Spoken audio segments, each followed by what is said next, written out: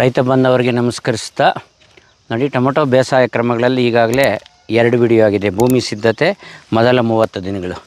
ನಿಮಗೆ ನೆನಪಿದ್ದರೆ ಕಳೆದ ವಿಡಿಯೋ ರಾಜಾನಕುಂಟೆ ಹತ್ರ ದಿಬ್ಬೂರು ಗ್ರಾಮದಲ್ಲಿ ಇಲ್ಲೇ ಕೂತು ವಿಡಿಯೋ ಮಾಡಿದ್ದೆ. 16ನೇ ದಿವಸ, ಅದು ಏಪ್ರಿಲ್ 6ನೇ ತಾರೀಕು ಮಾಡಿದ್ದಂಥ ವಿಡಿಯೋ. ಇವತ್ತು ಮೇ 4ನೇ ತಾರೀಕು, ಅಂದರೆ 28 ದಿವಸ ಆಗಿದೆ. 28 ಅವತ್ತಿಗೆ 16, 44 ದಿವಸದ ಬೆಳೆ. ಅವತ್ತು ಬ್ರ್ಯಾಂಚಿಂಗ್ದು ಹೆಂಗೆ ಬರ್ತಾಯಿದೆ ಅಂತಲೂ ಎಲ್ಲ ತೋರಿಸಿದ್ದೆ. ಇದು ನೆನಪಿರಲಿ, ರಾಸಾಯನಿಕಗಳ ಮೇಲೆ ಅತಿಯಾಗಿ ಡಿಪೆಂಡ್ ಆಗಿರೋರಿಗೆ ಬೆಡ್ಗೆ ಈ ಸಾರಿ ರಾಸಾಯನಿಕ ಗೊಬ್ಬರಗಳು ನಾನು ಹೇಳಿಲ್ಲ. ಸೊ ಗ್ರ್ಯಾನ್ಯೂಲ್ಸ್ ಹಾಕಿರ್ತಕ್ಕಂಥದ್ದು, ವಾರಕ್ಕೊಂದು ಸರಿ ಸ್ಪ್ರೇ, 2 ರಿಂದ 3 kg ಡ್ರಿಪ್ಪಲ್ಲಿ ವಾಟರ್ ಸಾಲ್ಯುಬಲ್ ಗೊಬ್ಬರ ವಿತ್ ಬಯೋಸ್ಟಿಮ್ಯುಲೆಂಟ್ಸ್. ಆ ಶೆಡ್ಯೂಲ್ ಏನಿದೆ ಅದ್ರ ಪ್ರಕಾರ ನಡ್ಕೊಂಡು ಬಂದಿರತಕ್ಕಂಥ ಒಂದು ಕ್ರಾಪು ನೋಡಿ. ಫ್ಲವರಿಂಗ್ ಆಗಿರ್ಬೋದು, ಲೀಫ್ ಏರಿಯಾ ಆಗಿರ್ಬೋದು, ಯಾವ ಥರ ಇದೆ ಇನ್ನದು. ಸೊ ಇವತ್ತು ರೈತರು ಈ ಪ್ಲಾಟಲ್ಲಿಲ್ಲ, ಮುಂದಿನ ವೀಡಿಯೋದಲ್ಲಿ ಇವರು ಮಾತಾಡ್ತಾರೆ. ಸೊ ಟೊಮೊಟೊದು ಈ ಶೆಡ್ಯೂಲ್ ಏನಿದೆ ಅಷ್ಟು ವಿಡಿಯೋ ಇದೇ ಪ್ಲಾಟಲ್ಲಿ ಮಾಡ್ತೀನಿ ಅಂತ ಹೇಳಿದ್ದೆ. ಬ್ಯಾಕ್ಗ್ರೌಂಡಲ್ಲಿ ನಿಮಗೊಂದು ಇಂಜಿನಿಯರಿಂಗ್ ಕಾಲೇಜು ಕಾಣ್ತದೆ, ಅರ್ಬನೈಸ್ ಆಗಿರ್ತಕ್ಕಂಥ ಏರಿಯಾ ಇದು ನೋಡಿ. ಈಗ 30ನೇ ದಿನದವರೆಗೂ ನಾನು ಸ್ಪ್ರೇ ಹೇಳಿದ್ದೆ, 4 ಸ್ಪ್ರೇಗಳಾಗಿತ್ತು, ಗೊಬ್ಬರ ಆಗಿತ್ತು. ಈಗ ನಂತರದಲ್ಲಿ ಹೇಳೋದು. ಸೊ ಹೋಗೋಕ್ಕೆ ಮುಂಚೆ ಒಂದು ವಿಷಯ, ಕಳೆದ 2 ವಾರಗಳಲ್ಲಿ ಕೆಲವರು ಹೊರಗಡೆಯಿಂದ ಬಂದವ್ರಿಗೆ, ಔಷಧಿಗೆ ಅಂತ ಬಂದವ್ರಿಗೆ ಬಾಗಿಲು ಹಾಕಿದ್ದಿದ್ದು ಗೊತ್ತಾಗಿಲ್ಲ, ರಜಾ ಮಾಡಿದ್ದಿದ್ದು. ಇದು ಹೇಗೆ ಗೊತ್ತಾಗುತ್ತೆ? ಕೆಲವರು ಸೇವ್ ಮಾಡ್ಕೊಂಡಿರಲ್ಲ, ವಾಟ್ಸಪ್ ಸ್ಟೇಟಸಲ್ಲಿ ಹಾಕಿರ್ತೀನಿ. ನೋಡಿ, ಡಾಕ್ಟರ್ ಎ ವೇಣುಗೋಪಾಲ್ ಅಂತ ವಾಟ್ಸಪ್ ಚಾನಲ್ ಇದೆ. ಆ ಚಾನಲ್ಗೆ ನೀವು ಜಾಯಿನ್ ಆಗ್ಬೋದು, ಡಿಸ್ಕ್ರಿಪ್ಷನಲ್ಲಿ ಅದು ಹಾಕಿರ್ತೀವಿ. ಅದರಲ್ಲಿ ಈ ಥರ ನಾನು ನೋಟಿಫಿಕೇಷನ್ ಮಾಡಿರ್ತೀನಿ. ಏನಾದರೂ ರಜಾ ಮಾಡೋದಿದ್ದರೆ, ಆ ಥರದ್ದಿದ್ದರೆ, ಎಮರ್ಜೆನ್ಸಿಗೆ ಬಾಗಿಲಾಕೋದಿದ್ದರೆ ನಾನು ಅದನ್ನು ನಿಮಗೆ ತಿಳಿಸಿರ್ತೀನಿ. ದಯವಿಟ್ಟು ಅದಕ್ಕೆ ನೀವು ಜಾಯಿನ್ ಆಗಿ. ಸೊ ಅಲ್ಲಿ ನೀವೇನು ಮೆಸೇಜ್ ಮಾಡೋದಕ್ಕಾಗಲ್ಲ. ಸೊ ಅದನ್ನು ನೀವು ನಾನೇನು ನಿಮಗೆ ತಿಳಿಸ್ಬೇಕು ಅಂತ ಇರ್ತದೆ ಅದನ್ನು ತಿಳಿಸ್ತೀನಿ. ಹಾಗೆಯೇ ಈ ಏನು ನಾನು ಓಪನ್ನಾಗಿ ವೀಡಿಯೋ ಮಾಡಿ ತೋರಿಸ್ತಾ ಇದ್ದೀನಿ, ಇದರಲ್ಲಿ ಯಾವುದೋ ಮುಚ್ಚುಮರೆ ಎಲ್ಲ ಸೀಕ್ರೆಟ್ ಇಲ್ಲ, ಎಲ್ಲರೂ ಅಳವಡಿಸ್ಕೋಬೋದಾದಂಥದ್ದು. ಇದರ ಹೊರತಾಗಿಯೂ ಅನೇಕ ಜನ ನಂದು ಟೊಮೊಟೊ ಬೆಳೆ ಇದೆ, ಫೋಟೋ ಹಾಕ್ಬಿಟ್ಟು ಏನು ಔಷಧಿ ಹೊಡಿಬೇಕು ಅಂತ ಕೇಳ್ತಾ ಇರ್ತೀರಿ. ಸೊ ದಯವಿಟ್ಟು ಸಮಯ ಕೊಡೋಕ್ಕಾಗ್ತಾಯಿಲ್ಲ. ಈಗ ಒಂದು ಇಂಟ್ರಪ್ಷನ್ಗೆ ತೊಂದರೆ ಇರಲಿ. ನೋಡಿ, ನಾನು ಜ್ಞಾಪಿಸ್ಕೊಂಡ ತಕ್ಷಣ ರೈತರು ಬಂದರು, ರೈತರನ್ನು ಇಂಟ್ರೊಡ್ಯೂಸ್ ಮಾಡ್ಕೊಡ್ತೀನಿ. ಇನ್ನು ಮುನ್ರಾಜ್ ಅವರೇ, ಇವತ್ತಿಗೆ 44ನೇ ದಿನ ಲೆಕ್ಕ ಹಾಕಿದ್ದಲ್ವ ಬೆಳೆ. ಸೊ ಏನು ಅನ್ನಿಸ್ತಾ ಇದೆ ನಿಮಗೆ ಬೆಳೆ ಸ್ಟ್ಯಾಂಡಿಂಗ್? ಚೆನ್ನಾಗಿ ಬರ್ತಾ ಇದೆ, ತುಂಬ ಚೆನ್ನಾಗಿ ಬರ್ತದೆ. ಓಕೆ. ಸ್ಪ್ರೇ ವಾರಕ್ಕೊಂದ್ಸರಿ ಎಲ್ಲ ನಿಮ್ಮ ಗೈಡೆನ್ಸೇ. ಹಾಂ, ಓಕೆ, ನಿಮ್ಮ ಗೈಡೆನ್ಸೇ. ನೀವೇನು ಹೇಳಿದ್ರು ಅದು ಮಾಡ್ತಾ ಇದ್ದೀನಿ. ಸೊ ನೀವು ಮೊದಲಿಂದಲೂ ಟೊಮೊಟೊ ಬೆಳೀತಾ ಇದ್ರಿ. ಸೊ ಇವಾಗ ಈ ಬೆಳವಣಿಗೆ ಆಗಿರ್ಬೋದು, 44 ದಿನಕ್ಕೆ ಹೂ ಬಿಡ್ತಾ ಇರೋದು ಸ್ಟ್ಯಾಂಡಿಂಗು, ಬಟ್ ಭಾಳ ಅಚ್ಚುಕಟ್ಟಾಗಿ ನಿರ್ವಹಣೆ ಮಾಡಿದ್ದೀರಿ ನೀವು. ಆಗಿಂದಾಗೆ ಕಳೆ ನಿರ್ವಹಣೆ ಮಾಡೋದು ಎಲ್ಲ ತುಂಬ ಚೆನ್ನಾಗಿದೆ ಅಲ್ವಾ? ಓಕೆ. ನಮ್ಮ ರೈತರಿಗೂ ಈ ಥರ ಬೆಳೆ ಬೆಳೆಯೋದಕ್ಕೆ ಏನು ಮಾಹಿತಿ ಅಗತ್ಯ ಇದೆ ಅದನ್ನು ತೋರಿಸೋ ಉದ್ದೇಶದಿಂದ ನಾನು ಕಳೆದ ವೀಡಿಯೋದಲ್ಲೇ ನಿಮ್ಮ ಎದುರಿಗೆ ಹೇಳಿದ್ದೆ, ಈ ಬೆಳೆ ಇನ್ನೂ 2 ವೀಡಿಯೋ ಇದೇ ಪ್ಲಾಟಲ್ಲೇ ಮಾಡ್ತೀವಿ, ತಿಂಗ್ಳಿಗೊಂದು ಸರಿ. ಸರ್ ಮಾಡಿ ಸರ್, ಅಂದರೆ ನಿಮ್ಮ ಫಾಲೋ ಮಾಡಿದ್ಕ ಪಕ್ಕಾ ಬಂದಿದೆ ಸರ್ ಬೆಳೆ. ಓಕೆ. ಅಂತ ನೀವೇನು ಹೇಳಿದ್ರು ಅದು ಮಾಡ್ತಾ ಇದ್ದೀವಿ. ಹಾಂ, ಓಕೆ. ಧನ್ಯವಾದಗಳು ಮುನ್ರಾಜ್ ಅವರೇ. ನಾನು ರೈತರಿಗೆ ಒಂದಷ್ಟು ಮಾಹಿತಿ ಕೊಟ್ಬಿಡ್ತೀನಿ ಇಲ್ಲೇ ನಿಂತ್ಕೊಂಡು, ಆಗ್ಬೋದಲ್ಲ? Okay, right. ಸೊ ಈಗ 2ನೇ ತಿಂಗಳ ಆರೈಕೆ. ಸೊ ಅದಕ್ಕೆ ಮುಂಚೆ ನಾನು ಈಗಾಗಲೇ ಹೇಳ್ದಂಗೆ, ದಯವಿಟ್ಟು ಫೋನ್ ಕರೆನಲ್ಲಿ ಫೋಟೋ ಹಾಕಿದ್ದು ಮಾಡೋದಾಗಲಿ, ಫೋನ್ ಮಾಡಿಬಿಟ್ಟು ಈಗ ನಂದು 25 ದಿವಸ ಟೊಮೊಟೊ ಆಗಿದೆ, ಏನು ಮಾಡಲಿ, ಈ ಥರ ದಯವಿಟ್ಟು ನನಗೆ ಸಮಯದ ಅಭಾವ ಇದೆ. ನೋಡಿ, ಆ್ಯಕ್ಚುಲಿ ತಿಂಗಳಿಗೊಂದು 2 ವೀಡಿಯೋನೂ ಹಾಕೋಕ್ಕಾಗ್ತಾಯಿಲ್ಲ. ಕೆಲವು ವೀಡಿಯೋ ಶೂಟಿಂಗ್ ಮಾಡಿರೋ ಎಡಿಟ್ ಮಾಡಿ ನಿಮಗೆ ಮಾಹಿತಿ ಹಂಚ್ಕೊಳ್ಳೋಕ್ಕಾಗ್ತಾಯಿಲ್ಲ. ಖಂಡಿತ ಮುಂದಿನ ದಿನಗಳಲ್ಲಿ ನನ್ನ ಚಾನಲ್ನಲ್ಲಿ ಬೇರೆಲ್ಲೂ ಸಿಗದಂಥ ಪಕ್ಕಾ ವೈಜ್ಞಾನಿಕ ವೀಡಿಯೋಗಳು ರೆಡಿ ಇದೆ. ಇನ್ನು 2 ತಿಂಗಳು ಆಗಸ್ಟ್ ನಂತರ ಒಂದು ಸಪ್ರೇಟು ಸ್ಟುಡಿಯೋ ಥರ ರೂಮ್ ರೆಡಿ ಆಗ್ತಾಯಿದೆ, ಅಲ್ಲಿ ಕೊಡೋ ಪ್ರಯತ್ನ ಮಾಡ್ತೀನಿ ಸ್ನೇಹಿತರೆ. ಇದೊಂದು ನೆನಪಲ್ಲಿ ಇಟ್ಕೊಳ್ಳಿ.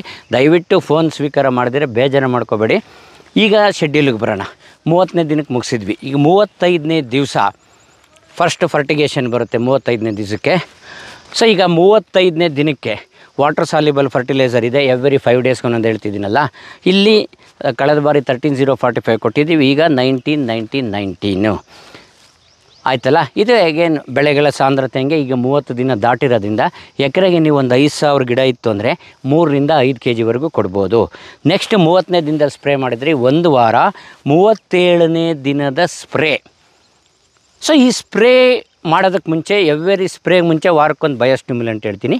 ಸೊ ಈ ವಾರದಲ್ಲಿ ಕೊಡಬೇಕಾಗಿರ್ತಕ್ಕಂಥದ್ದು ನೀವು ಒಂದು ನಾಗಾರ್ಜುನ ಕಂಪ್ನಿದೆ, ಫರ್ಟಿಸ್ ಇಂಪ್ಯಾಕ್ಟ್ ಅಂತ, ಆರ್ಗ್ಯಾನಿಕ್ ಕಾರ್ಬನ್ ಎನ್ಹೆನ್ಸ್ ಮಾಡೋದು, ಅದನ್ನು ಬಿಡಿ. ಆಮೇಲೆ ಸ್ಪ್ರೇ ಸ್ಪ್ರೇ ಮಾಡೋ ಅವಶ್ಯಕತೆ ಏನಿದೆ ಅದು ತಿಳ್ಕೊಬೇಕಾಗ್ತದೆ. ಸೊ ಮೇಯ್ನ್ ಪ್ರಾಬ್ಲಮ್ ಟೊಮೊಟೊ ಈಗ ಎಲ್ಲರೂ ನೋಡ್ಕೊತಕ್ಕಂಥದ್ದು ಕಪ್ಪು ಮಚ್ಚೆಗಳು ಅಂತ ಹೇಳ್ತಿದ್ದೀರಿ, ಅದು ರೋಗ ಅಲ್ಲ. ರೋಗಕ್ಕೂ ಅದು ಹೆಂಗೆ ಗುರ್ತಿಸೋದು ನನ್ನ ಚಾನಲಲ್ಲಿ ಗೊತ್ತಾಗುತ್ತೆ. ಟಾಸ್ಪೋ ವೈರಸ್ ಇದೆ, ಕೆಲವು ಕಡೆ ಲೀಫ್ ಕರ್ಲ್ ವೈರಸ್ ಇದೆ. ಇವುಗಳನ್ನೆಲ್ಲ ಬೇರೆ ಕಡೆಯಿಂದ ಸೋರ್ಸು ತಂದು ಈ ಬೆಳೆಗೆ ಹರಡೋದು. ಈ ಬೆಳೆನಲ್ಲಿ ಒಂದು ಗಿಡದಿಂದ ಇನ್ನೊಂದಕ್ಕೆ ಹರಡ್ತಕ್ಕಂಥದ್ದು ರಸಾಯನ ಕೀಟಗಳು, ಅವುಗಳ ಕಾಂಪ್ಲೆಕ್ಸ್. ಜೊತೆಗೆ ಈ ಹಂತದಲ್ಲಿ ಕಾಯಿ ಕೊರೆಯ ಹುಳುಗಳು ಏನು ಬರುತ್ತೆ ಅವು ಕೂಡ ಸಾಧ್ಯತೆ ಇರ್ತದೆ. ಸೊ 37ನೇ ದಿವಸದಲ್ಲಿ ಈ ಎಲ್ಲದಕ್ಕೂ ಸೊಲ್ಯೂಷನ್ ಸಿಗ್ತಕ್ಕಂಥ ಒಂದು ಪ್ರಾಡಕ್ಟ್ ನಿಮ್ಗೆ ಹೇಳ್ತಕ್ಕಂಥದ್ದು. ಅನೇಕರಿಗೆ ಗೊತ್ತು, ನಾನು ಗ್ರೂಪ್ 30 ಹೇಳ್ತಾ ಇದ್ನಲ್ಲ, ಗ್ರೇಷಿಯಾ ಒಂದು, ಅದನ್ನು ಕೆಲವರು ಮಾಡಿದ್ದೀರಿ. ಆಮೇಲೆ ಬೇರೆ ಬೇರೆ ಗ್ರೂಪ್ 30ನಲ್ಲಿ 3 ಇದೆ. ಈಗ ನಾನು ಗ್ರೂಪ್ 30 ಫ್ಲೂಕ್ಸಮೆಟಮೈಡ್ ಗ್ರೇಷಿಯಾ ಏನಿತ್ತು ಅದ್ರ ಜೊತೆ ಬೈಫೆಂಥ್ರಿನ್ ಕಾಂಬಿನೇಷನ್.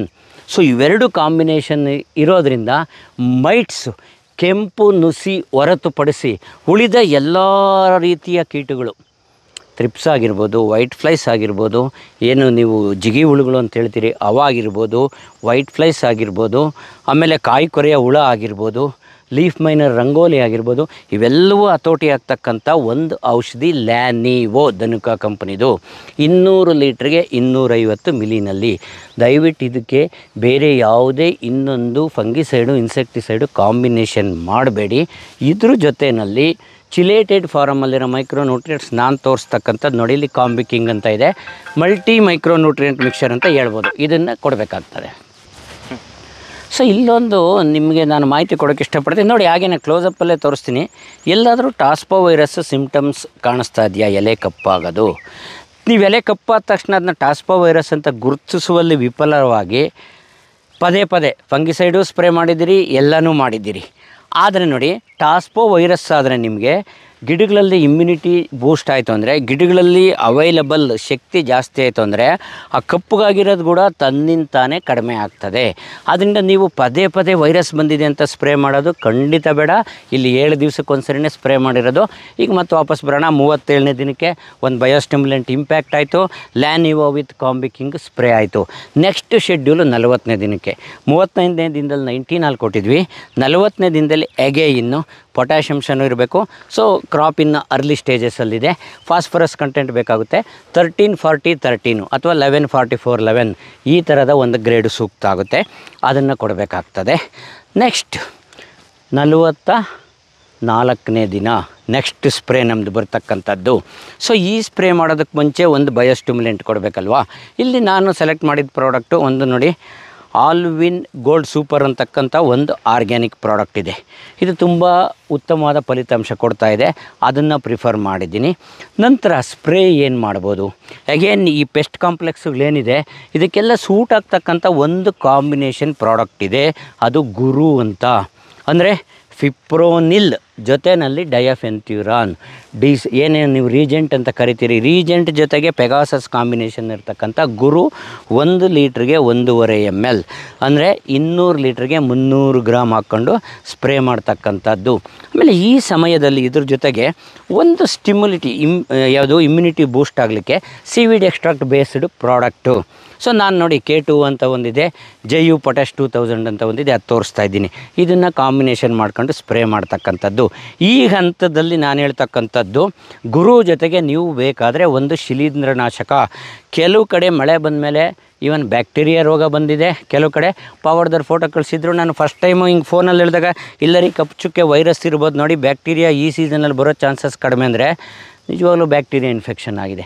ಸೊ ಸ್ಟ್ರೆಪ್ಟೋಸೈಕ್ಲಿನ್ ಆಡ್ ಮಾಡಿಕೊಂಡು, ಪೌಡ್ರಿ ಮಿಲ್ಡ್ಯೂ ರೋಗ ಇದ್ದರೆ ನಿಮಗೆ ಮಲ್ಟಿಪಲ್ ಡಿಸೀಸ್ ರೋಗ ಅಂತ ಒಂದು ಕಾಂಬಿನೇಷನ್ ಪ್ರಾಡಕ್ಟ್, ನೀವು ಯಾವುದು ಅಜಾಕ್ಸಿಸ್ಟ್ರೋಬಿನ್ನು ಡೈಫೆನ್ಕೋನೋಸೋಲ್ ಕಾಂಬಿನೇಷನ್, ಅಮಿಸ್ಟಾರ್ ಟಾಪ್ ಅಂದರೆ ಅರ್ಥ ಆಗುತ್ತೆ. ಎಲ್ಲ ಕಂಪ್ನಿಗಳಲ್ಲೂ ಬೇರೆ ಬೇರೆ ಹೆಸರುಗಳಲ್ಲಿದೆ, ಅದನ್ನು ಒಂದು ಸೆಲೆಕ್ಟ್ ಮಾಡ್ಬೋದು. 1 ಲೀಟ್ರಿಗೆ 1 ಗ್ರಾಮು ಪ್ಲಸ್ ಸ್ಟ್ರೆಪ್ಟೋಸೈಕ್ಲಿನ್. ಈ ಕಾಂಬಿನೇಷನನ್ನು ನೀವು 44ನೇ ದಿನದಲ್ಲಿ ಸ್ಪ್ರೇ ಮಾಡ್ಬೋದು. ನೆಕ್ಸ್ಟ್ ಬರ್ತಕ್ಕಂಥದ್ದು 45ನೇ ದಿನಕ್ಕೆ ನಾವು ಏನು ವಾಟರ್ ಸಾಲ್ಯುಬಲ್ ಫರ್ಟಿಲೈಸರ್ ಕೊಡಬೇಕು ನೋಡಿ. ನಿರಂತರವಾಗಿ ಸಾರಜನಕ ಪೂರೈಕೆ ಆಗಲೇಬೇಕು. ಫ್ಲವರಿಂಗ್ ತುಂಬ ಇರೋದ್ರಿಂದ ಈ ಸ್ಟೇಜಲ್ಲಿ ಪೊಟ್ಯಾಷ್ ಅವಶ್ಯಕತೆಯೂ ಇರ್ತದೆ. ಇದು ಸಿಗ್ತಕ್ಕಂಥದ್ದು ಪೊಟ್ಯಾಷ್ ಅಲ್ಲ, ಈ ಪಾಲಿನೇಷನ್ ಆಗಿ ಫ್ರೂಟ್ ಸೆಟ್ಟಿಂಗ್ ಎಲ್ಲ ಆಗಬೇಕಲ್ವ, ಬೋರಾನು ಯಾವುದು ಕೊರತೆ ಆಗಬಾರ್ದು. ಆದ್ದರಿಂದ ಕ್ಯಾಲ್ಶಿಯಮ್ ವಿತ್ ಬೋರಾನ್ ಸಿಗೋಂಥದ್ದು, ನೈಟ್ರೋಜನ್ನು ಕ್ಯಾಲ್ಸಿಯಮ್ಮು ಬೋರಾನ್ ಇರ್ತಕ್ಕಂಥದ್ದು ನಿಮಗೆ ಬೋರೇಟೆಡ್ CN ಅಂತ ಹೇಳ್ಬೋದು. CN+B. ನೀವು CN ತೊಗೊಂಡು ಬೋರಾನ್ ತೊಗೊಂಡು ಮಿಕ್ಸ್ ಮಾಡಿ ಸರ್ಕಸ್ ಮಾಡೋದಕ್ಕಿಂತ ಬೋರೇಟೆಡ್ CN ಸಿಗುತ್ತೆ, ಅದನ್ನು ಕೊಡಿ. ಅಗೇನ್ ಎಕರೆಗೆ 4ರಿಂದ 5 kgವರೆಗೂ ಕೊಡ್ಬೋದು. ಇದು 45ನೇ ದಿವಸದಲ್ಲಿ. 44ನೇ ದಿನದ ಸ್ಪ್ರೇ ಆಗೋಯ್ತು, 45 ದಿವಸಕ್ಕೆ ಗೊಬ್ಬರ ಆಯಿತು. Again 50th day water soluble ಏನು ಕೊಡಬಹುದು ಈ ಹಂತದಲ್ಲಿ ನೋಡಿ. ಫ್ರೂಟ್ ಸೆಟ್ಟಿಂಗ್ ಎಲ್ಲ ಆಗಿರ್ತದೆ, ಈ ಸೈಜಲ್ಲಿ ಕಾಯಿಗಳಿರ್ತದೆ, ಅವುಗಳ ಗಾತ್ರ ಹೆಚ್ಚಾಗೋಂಥದ್ದು, ಪೊಟ್ಯಾಷ್ ಅಂಶ ಜಾಸ್ತಿ ಇರಬೇಕು, ಅದು ಸೂಟ್ ಆಗೋಂಥದ್ದು 15, 15, 30. ಇದು ಅಗೇನ್ ನಾಗಾರ್ಜುನ ಕಂಪ್ನಿ, ಫರ್ಟಿಸ್ ಕಂಪ್ನಿದು. ಇವು ಹಲವು ಭಾಗಗಳಲ್ಲಿ ಸಿಗೋಲ್ಲ ಅಂತ ಹೇಳ್ತಾಯಿದ್ರು. ದಯವಿಟ್ಟು ನಾಗಾರ್ಜುನ ಡೀಲರ್ ಇದ್ರೂ ಈ ಗೊಬ್ಬರ ಸಿಗ್ತಾ ಇಲ್ಲ ಅಂತ ಹೇಳ್ತಾಯಿದ್ರು. ಇದನ್ನು ಡಿಮ್ಯಾಂಡ್ ಮಾಡಿ ತರಿಸ್ಕೊಂಡು ಕೊಡಿ, ತುಂಬ ರಿಸಲ್ಟ್ ಇದೆ. ನಾವು ವಾಟರ್ ಸಾಲ್ಯುಬಲ್ ಗೊಬ್ಬರಗಳು ನಮ್ಮಲ್ಲಿ ಅವೈಲಬಲ್ ಇಲ್ಲ, ಅದನ್ನು ನೋಡಿ ತೊಗೊಂಡು ಬಳಸ್ಕೋಬೋದು 50ನೇ ದಿನದಲ್ಲಿ. ಅಗೇನ್ 51ನೇ ದಿನಕ್ಕೆ, 44 ದಿನಕ್ಕೊಂದು ಸ್ಪ್ರೇ ಆಗಿತ್ತಲ್ಲ, 51ನೇ ದಿನಕ್ಕೆ ಒಂದು ಸ್ಪ್ರೇ ಇದೆ, ಮತ್ತು ಒಂದು ಬಯೋಸ್ಟಿಮ್ಯುಲೆಂಟ್ ಕೊಡಬೇಕಾಗಿದೆ. ಈ ಹಂತದಲ್ಲಿ ನಾನು ಬಿಗಿನಿಂಗಲ್ಲಿ ಕೊಟ್ಟಿದ್ನಲ್ಲ, ಅದನ್ನು ವರ್ಮಿ ಹ್ಯೂಮ್ ಮತ್ತು ಸೆಕೆಂಡ್ ಟೈಮು ಈ ಹಂತದಲ್ಲಿ ವರ್ಮಿ ಹ್ಯೂಮ್ ಅಂತಕ್ಕಂಥದ್ದು ಕೊಡ್ತಕ್ಕಂಥದ್ದು. ಆಮೇಲೆ ಅಗೇನ್ ಇಲ್ಲಿ ಯಾವ ರೀತಿಯ ಇನ್ಸೆಕ್ಟಿಸೈಡು ನಾವು ಸೆಲೆಕ್ಟ್ ಮಾಡ್ಕೋಬೋದು. ಸೊ ಫ್ರೂಟ್ಸ್ ಆಗಿದೆ, ಅಲ್ಲಿ ನಿಮಗೆ ಲೀಫ್ ಮೈನರ್ ಬರುತ್ತೆ, ಫ್ರೂಟ್ ಬೋರರ್ ಬರುತ್ತೆ. ಇಲ್ಲಿ ನೋಡಿ, 2 ಪ್ರಾಡಕ್ಟು ನಿಮಗೆ ಸೂಟ್ ಆಗುತ್ತೆ, ಇನ್ನೂ ಅನೇಕವು ಇರ್ಬೋದು. ಒಂದು ಎಂಗೇಜು, ಇನ್ನೊಂದು ಲೈಗರ್. ಎಂಗೇಜ್ ಅಂದರೆ ನಿಮ್ಮ ಸ್ಪಿನೋಟರಾಮ್ ಡೆಲಿಗೇಟ್ ಗೊತ್ತಲ್ಲ, ಇದ್ರ ಜೊತೆಗೆ ಇನ್ನೊಂದು ಹೊಸ ಪ್ರಾಡಕ್ಟು ಮೆಥಾಕ್ಸಿಫೆನಜೈಡ್ ಕಾಂಬಿನೇಷನ್ ಇರ್ತಕ್ಕಂಥದ್ದು ನನ್ನ ಚಾನಲಲ್ಲೇ ವೀಡಿಯೋ ಮಾಡಿದ್ದೀನಿ. ಇದನ್ನು ಬಳಸ್ಕೋಬೋದು. 200 ಲೀಟ್ರಿಗೆ 160 ml. ಇದು ಸಿಗದೇ ಇರೋ ಪಕ್ಷದಲ್ಲಿ GSP ಕಂಪ್ನಿದು ಲೈಗರ್ ಅಂತಿದೆ. ಅಗೇನ್ ಇದೇ ಮಾಲಿಕ್ಯೂಲು ಮೆಥಾಕ್ಸಿಫೆನಜೈಡ್ ಜೊತೆಗೆ ನೀವು ಕೊರಾಜಿನ್ ಅಂತ ಏನು ಕರಿತೀರಿ, CTPR ಕ್ಲೋರೋನೈಟ್ರಿನಿಪ್ರೋಲ್, ಇದು ಕಾಂಬಿನೇಷನ್ ಇರ್ತಕ್ಕಂಥದ್ದು 200 ಲೀಟ್ರಿಗೆ 200 ml. ಇದ್ರ ಜೊತೆಗೆ ನಾನು ಇಲ್ಲಿ ಒಂದು ಬಯೋಸ್ಟಿಮ್ಯುಲೆಂಟ್ ಹೇಳ್ತಕ್ಕಂಥದ್ದು, ನಿಮಗೆ ಈ ಡೆನ್ಸಿಟಿ ಆಗೇ ಇರಬೇಕು, ಫ್ಲವರಿಂಗ್ ಆಗೇ ನಿಲ್ಲಬೇಕು ಅಂತ ಅಂದರೆ ಮೆಪಿಕ್ವಾಟ್ ಕ್ಲೋರೈಡ್, ಚಮತ್ಕಾರ್ ಅಂತ ಗರ್ಡಾ ಕೆಮಿಕಲ್ಸ್ನವ್ರದ್ದು. ಇದು 1 ಲೀಟ್ರಿಗೆ 2 ml ಹಂಗೆ ಕಾಂಬಿನೇಷನ್ ಮಾಡಿಕೊಂಡು ಕೊಡ್ಬೋದು. ಇದು 51ನೇ ದಿನದ ಸ್ಪ್ರೇ ಆಗೋಯಿತು.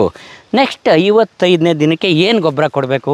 ಅಗೇನ್ ಪೊಟ್ಯಾಷ್ ಜಾಸ್ತಿ ಇರ್ತಕ್ಕಂಥದ್ದು 13-0-45 ಒಂದು ವಾಟರ್ ಸಾಲ್ಯುಬಲ್ಲು ಕೊಡ್ತಕ್ಕಂಥದ್ದು. ಅಗೇನ್ 58ನೇ ದಿನಕ್ಕೆ, ನಮ್ಮದು 2ನೇ ತಿಂಗಳಲ್ಲಿ ಇದು 4ನೇ ಸ್ಪ್ರೇ ಆಯಿತು. 58ನೇ ದಿನದಲ್ಲಿ ನೋಡಿ, ಕ್ರಾಪ್ ಸ್ವಲ್ಪ ಮೆಚುರಿಟಿಗೆ ಹತ್ತತ್ರ ಬರ್ತಾ ಇರ್ತದೆ, ಟೆಂಪ್ರೇಚರು ಪೀಕಿಗೆ ಹೋಗ್ತಾ ಇರ್ತದೆ.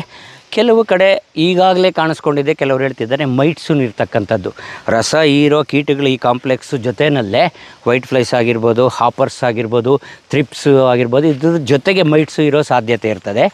ಈ ಹಂತದಲ್ಲಿ ನನಗೆ ಬೆಸ್ಟ್ ರಿಸಲ್ಟ್ ಕೊಟ್ಟಿರೋದು, ನಾನು ಕೊಟ್ಟಿರೋದು ಫೀಡ್ಬ್ಯಾಕ್ ಆಧಾರದ ಮೇಲೆ ಡಿಸೈಡ್ ಅಂತಕ್ಕಂಥ ಒಂದು ಪ್ರಾಡಕ್ಟು ದನುಕದು, ಎಟೋಫೆನ್ಪ್ರಾಕ್ಸ್ ಮತ್ತು ಡಯಾಫೆನ್ಥ್ಯೂರಿಯನ್ ಇರ್ತಕ್ಕಂಥದ್ದು. ಇದ್ರ ಡೀಟೇಲ್ಡ್ ವಿಡಿಯೋನು ನನ್ನ ಚಾನಲಲ್ಲಿದೆ. ಇದ್ರ ಜೊತೆಯಲ್ಲಿ ಇನ್ನು ನಾನು ಈ ಹಿಂದೆ ಹೇಳ್ದಂಗೆ ಮಳೆ ಬಂದಿದ್ದರೆ, ರೋಗದ ಲಕ್ಷಣಗಳಿದ್ದರೆ, ಈಗ ಅರ್ಲಿ ಬ್ಲೈಟು, ಲೇಟ್ ಬ್ಲೈಟ್ ಬರೋ ಚಾನ್ಸಸ್ ತುಂಬ ಕಡಿಮೆ, ಬೂದಿ ರೋಗ ಬರೋ ಚಾನ್ಸಸ್ ಇರ್ತದೆ. ನೀವು ಅದಕ್ಕೆ ಸೂಟ್ ಆಗ್ತಕ್ಕಂಥದ್ದು ಕ್ಯಾಬ್ರಿಯಾಟಾಪ್ ಆಗಿರ್ಬೋದು, ಮೆರಿವಾನ್ ಆಗಿರ್ಬೋದು, ಇನ್ನು ಕೆಲವು ಬೇರೆ ಹೊಸ ಪ್ರಾಡಕ್ಟ್ಗಳು ಬಂದಿದ್ದಾವೆ ನಿಮ್ಮ ಏರಿಯಾದಲ್ಲಿ ಅವೈಲಬಲ್ ಇರೋದು. ಒಂದೇ ಇನ್ಸೆಕ್ಟಿಸೈಡು, ಒಂದು ಫಂಗಿಸೈಡ್ ಅವಶ್ಯಕತೆ ಇದ್ದರೆ ಮಾತ್ರ, ಇಲ್ಲ ಬೇಡ. ಇದ್ರ ಜೊತೆಯಲ್ಲಿ ನಾನು ಈ ಸ್ಟೇಜಲ್ಲಿ ಇರ್ತಕ್ಕಂಥದ್ದು ಒಂದು ಮೈಕ್ರೋನ್ಯೂಟ್ರಿಯೆಂಟ್ ಮಿಕ್ಸರು, ಮೆಗ್ನೀಷಿಯಮ್ಮು ಕೊರತೆ ಆಗೋ ಲಕ್ಷಣಗಳು ಇರುತ್ತೆ ಆ ಟೈಮಲ್ಲಿ. ಮೆಗ್ನೀಷಿಯಮ್ಮು, ಜಿಂಕು, ಬೋರಾನ್ ಇರ್ತಕ್ಕಂಥದ್ದು MG ಜಿಬ್ ಅಂತ ಒಂದು ಪ್ರಾಡಕ್ಟ್ ಇದೆ, 1 ಲೀಟ್ರಿಗೆ 1 ಗ್ರಾಮ್ನಂತೆ ಬಳಸ್ಕೋಬಹುದು. ಇದು 58ನೇ ದಿನದ್ದು. ಈ ಸ್ಪ್ರೇ ಮಾಡೋ ಟೈಮಲ್ಲಿ ಬಯೋಸ್ಟಿಮ್ಯುಲೆಂಟ್ ಏನು ಬಿಡಬೇಕು? ಇನ್ನೊಂದು ಟೈಮು ನಾವು ಸೀವೀಡ್ ಎಕ್ಸ್ಟ್ರಾಕ್ಟ್ ಬೇಸ್ಡ್ ಪ್ರಾಡಕ್ಟು ಅನೇಕ ಕಂಪ್ನಿಗಳಲ್ಲಿ ಸಾಗರಿಕಾ ಅಂತ ಹೇಳಿದ್ದೀನಿ, ಈಗ ಸಿರಿಚ್ ಅಂತ ತೋರಿಸ್ತಾ ಇದ್ದೀನಿ. ಈ ಥರದ್ದು ಧನುಜೈಮ್ ಗೋಲ್ಡ್ ಅಂತ ಬರ್ತದೆ, ಲಿಕ್ವಿಡ್, ಇದು ಯಾವುದಾದ್ರೂ ಬಳಸಿಬಿಡ್ತಕ್ಕಂಥದ್ದು. ಸೊ 58ನೇ ದಿನಕ್ಕೆ ಒಂದು ಬಯೋಸ್ಟಿಮ್ಯುಲೆಂಟು, ಒಂದು ಸ್ಪ್ರೇ ಆಯಿತು. ನೆಕ್ಸ್ಟು 60ನೇ ದಿವಸಕ್ಕೆ ಮತ್ತೆ ಗೊಬ್ಬರ ಕೊಡಬೇಕು. 15-15-30 ಆಯಿತು, 13-0-45 ಆಯಿತು, ಕಳೆದ 2 ಅಪ್ಲಿಕೇಶನ್ನು. ಈ ಸಾರಿ ಮತ್ತೆ ಬೋರೇಟೆಡ್ CN ಕೊಡಬೇಕು. ನೈಟ್ರೋಜನ್ ವಿತ್ ಅಂದರೆ CN ವಿತ್ ಬೋರೇಟೆಡ್ CN ಅದನ್ನು ಕೊಡಬೇಕಾಗ್ತದೆ ಈ ಹಂತದಲ್ಲಿ. ಸೊ ಈ ರೀತಿ ಮಾಡೋದ್ರಿಂದ ನೀವು ಗಮನಿಸ್ತಾ ಇದ್ದರೆ ನಾನು ನಡ್ಕೊಂಡು ಬರ್ತಾ ನೋಡಿ, ಫ್ಲವರಿಂಗ್ ಪ್ರತಿ ಬ್ರ್ಯಾಂಚಲ್ಲೂ ಹೇಗೆ ಫ್ಲವರಿಂಗ್ ಬರ್ತಿದೆ, ಕೆಳಗಡೆ ಫ್ರೂಟ್ ಸೆಟ್ಟಿಂಗ್ ಆಗ್ತಾಯಿದೆ, ಮೇಲೆ ಫ್ಲವರಿಂಗು ಆಗ್ತದೆ ಕಂಟಿನ್ಯೂಸ್ ಆಗಿ. ಸೊ ಓವರಾಲ್ ಆಗಿ ಮೆಜಾರಿಟಿ 80-90% ಯಾವುದೇ ಕೊರತೆಯ ಲಕ್ಷಣಗಳು ನೋಡಿ ಈ ಪ್ಲಾಟಲ್ಲಿ ಕಾಣಿಸ್ತಾ ಇಲ್ಲ, ಪೋಷಕಾಂಶ ಕೊರತೆಯ ಲಕ್ಷಣಗಳು. ಇನ್ನೊಂದು 2 ವಿಷಯ ನೋಡಿ, ಇಲ್ಲಿ ಗಮ್ ಶೀಟ್ಸ್ ಏನಿದೆ ಕಳೆದ ವೀಡಿಯೋನಲ್ಲಿ ಹೇಳಬೇಕಾಗಿತ್ತು, ಇಲ್ಲಿ ಬಿಗಿನಿಂಗಲ್ಲಿ ಹೇಳಬೇಕಾಗಿತ್ತು. ಸೊ ಪೆಸ್ಟ್ ಕಾಂಪ್ಲೆಕ್ಸ್ ಯಾವ ಮಟ್ಟದಲ್ಲಿದೆ ನಿಮ್ಮ ಫೀಲ್ಡ್ ಅನ್ನೋದಕ್ಕೆ ನೋಡಿ, ಇಲ್ಲೊಂದು ಎಲ್ಲೋ ಸ್ಟಿಕ್ಕಿ ಟ್ರ್ಯಾಪ್ ಹಾಕಿದ್ದೀವಿ, ಬ್ಲೂ ಕಲರ್ದು ಹಾಕಿದ್ದೀವಿ. ಇದರಲ್ಲಿ ಬೇರೆ ಬೇರೆ ಜಾತಿಯ ಕೀಟಗಳು ಬರ್ತವೆ. ಹಾಗೆಯೇ ಈ ಹಂತದಲ್ಲಿ ಮೈನ್ ಇದರಲ್ಲಿ ನೀವೇನು ಊಜಿ ಅಂತ ಕರಿತೀವಿ, ಟ್ಯೂಟ ಅಬ್ಸಲ್ಯೂಟ, ಇದಕ್ಕೆ ಟ್ರ್ಯಾಪ್ಸ್ ಬರುತ್ತೆ, ಫೆರೋಮೋನ್ ಟ್ರ್ಯಾಪ್ಸು, ಅವುಗಳನ್ನೂ ಹಾಕ್ಕೊಳ್ಳೋದು ಅವಶ್ಯಕತೆ ಸ್ನೇಹಿತರೆ. ನೋಡಿ ಇಲ್ಲೇನು ನನ್ನ ಚಾನಲ್ನ ಉದ್ದೇಶ ಡಿಸ್ಕ್ರಿಪ್ಷನ್ನಲ್ಲೂ ಇದೆ, ರಾಸಾಯನಿಕಗಳ ಬಳಕೆಗಳನ್ನು ಮಿತಿಗೊಳಿಸೋದು ಅಂತ. ಇಲ್ಲ ಅದು ಆಗ್ತಾಯಿದೆ ಅಂತ ನಿಮ್ಗೆ ಅನ್ನಿಸ್ತಾ ಇಲ್ವಾ? ಬೆಡ್ಗೆ ರಾಸಾಯನಿಕ ಗೊಬ್ಬರಗಳು ಮೂಟಿಗಳು ಹಾಕ್ತಾಯಿದ್ರಿ, ಹಾಕಿಲ್ಲ. ವಾಟ್ರ್ ಸಾಲ್ಯುಬಲ್ ಪಾಕೆಟ್ ಕೊಡ್ತಾ ಇದ್ದಿದ್ದು ಆಗ್ತಾಯಿಲ್ಲ. 3ರಿಂದ ಈಗ ಮ್ಯಾಕ್ಸಿಮಮ್ 60ನೇ ದಿನದ ಬೆಳೆಗೆ 4ರಿಂದ 5 kg ಒನ್ ಟೈಮು 5 ಡೇಸ್ಗೊಂದು ಸರಿ. ಸೊ ಅದರ ಇಂಪ್ಯಾಕ್ಟು ಜಾಸ್ತಿ ಸಾಯಿಲ್ ಮೇಲೆ ಆಗಲ್ಲ. ಅಕಸ್ಮಾತ್ ಆಗೋ ಪರ್ಸೆಂಟೇಜ್ ಇದ್ರೂ ಈ ಬಯೋಸ್ಟಿಮ್ಯುಲೆಂಟ್ ಕೊಡೋದ್ರಿಂದ ಸರಿ ಹೋಗುತ್ತೆ. ಕೆಲವರು ನಮ್ಮ ಕಡೆ ಬಯೋಗೇರ್ 1, 2, 3 ಸಿಕ್ಕಲ್ಲ ಅಂತಾಯಿದ್ರು. ನಾನು ಕಳೆದ ವೀಡಿಯೋದಲ್ಲಿ ಇಂಟ್ರೊಡ್ಯೂಸ್ ಮಾಡಿ ಹೇಳಿದ್ದೆ, ಪ್ರತಿ ವಾರ ಬಯೋಸ್ಟಿಮ್ಯುಲೆಂಟ್ ಕೊಡುವಾಗ ನೀವು ಬಯೋಗೇರ್ 1, 2, 3, 4, 5 ನಿಮ್ಮಲ್ಲಿ ಸ್ಥಳೀಯವಾಗಿ ಲಭ್ಯ ಇದ್ದರೆ ಕೊಡ್ಬೋದು ಸ್ನೇಹಿತರೆ. ಸೊ ಇನ್ನು ಈ ವಿಡಿಯೋದಲ್ಲಿ ಹಂಚ್ಕೊಳ್ಬೇಕಾದ ಎಲ್ಲ ಮಾಹಿತಿ ಹಂಚ್ಕೊಂಡಿದ್ದೀನಿ ಅನಿಸುತ್ತೆ. ಸೊ ಇನ್ನೂ ಕೆಲವು ದಿನಗಳು ಸ್ವಲ್ಪ ವೀಡಿಯೋ ಬರೋದು ಕಡಿಮೆನೇ. ಸೊ ಅಂಗಡಿನಲ್ಲಿ ತುಂಬ ಟೈಟ್ ಶೆಡ್ಯೂಲ್ ಇದೆ, ತುಂಬ ಜನ ಇರೋದ್ರಿಂದ ನಾನು ಡೇ ಟು ಡೇ ವರ್ಕನ್ನು ಅಪ್ಡೇಟ್ ಮಾಡ್ಕೊಳ್ಳೋಕ್ಕೆ ಸಾಧ್ಯ ಆಗ್ತಾಯಿಲ್ಲ. ಹಾಗೂ ಸ್ವಲ್ಪ ಎಡಿಟಿಂಗ್ ಮಾಡಲಿಕ್ಕೆ, ಶೂಟಿಂಗ್ ಮಾಡಲಿಕ್ಕೆ ಕೆಲವು ಇಂಪಾರ್ಟೆಂಟ್ ಟೆಕ್ನಿಕಲ್ ಪಾಯಿಂಟ್ಸ್ ಇದೆ, ಅವನ್ನು ನಾನು ಒಂದು ಸ್ಟುಡಿಯೋದಲ್ಲಿ ನಿಂತೆ ಶೂಟ್ ಮಾಡಬೇಕಾಗಿರುತ್ತೆ. ಅದು ಗ್ರಾಫಿಕಲ್ ರೆಪ್ರೆಸೆಂಟೇಷನ್ ತೋರಿಸ್ಬೇಕಾಗುತ್ತೆ. ಖಂಡಿತವಾಗಲೂ ಆಗಸ್ಟ್ ನಂತರ ಈ ಎಲ್ಲ ಮಾಹಿತಿ ನಿಮಗೆ ಖಂಡಿತವಾಗಲೂ ತಲುಪುತ್ತೆ ಸ್ನೇಹಿತರೆ. ಎಂದಿನಂತೆ ನಿಮ್ಮ ಸಹಕಾರ ಇರಲಿ ಅಂತ ಕೇಳ್ಕೊತೀನಿ. ದಯವಿಟ್ಟು ಚಾನಲ್ಗೆ ಸಬ್ಸ್ಕ್ರೈಬ್ ಆಗದೇ ಇರೋ ಸಬ್ಸ್ಕ್ರೈಬ್ ಆಗಿ, ಆಮೇಲೆ ವೀಡಿಯೋನ ಲೈಕ್ ಮಾಡಿ, ಶೇರ್ ಮಾಡಿ.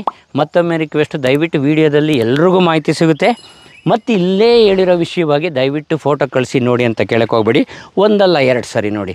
ಅದೆಲ್ಲ ನೋಡಿದೆ ಅರ್ಥ ಆಗಲಿಲ್ಲ ಅಂತ ಫೋಟೋ ಕಳಿಸಿರ್ತೀರ, ಆ ವಿಡಿಯೋದಲ್ಲಿರುತ್ತೆ. ಕೆಲವ್ರಿಗೆ ನಿಮಗೆ ವಿಡಿಯೋ ವಾಪಸ್ ಕಳಿಸಿದ್ದೀನಿ ನಾನು ಟಾಸ್ಪಾ ವೈರಸ್ ಬಗ್ಗೆ. ಆದ್ದರಿಂದ ತಾಳ್ಮೆಯಿಂದ ನೋಡೋದು ಅಗತ್ಯ. ನನಗೆ ಇಲ್ಲಿ ಕಳೆದ ವೀಡಿಯೋದಲ್ಲೇ CCTV ಫುಟೇಜ್ ತೋರಿಸಿದ್ದೀನಿ, ಅಷ್ಟು ಕ್ರೌಡ್ ಇರುತ್ತೆ, ಇಲ್ಲಿಗೆ ಬಂದಿರೋರಿಗೆ ಗೊತ್ತಾಗಿರುತ್ತೆ.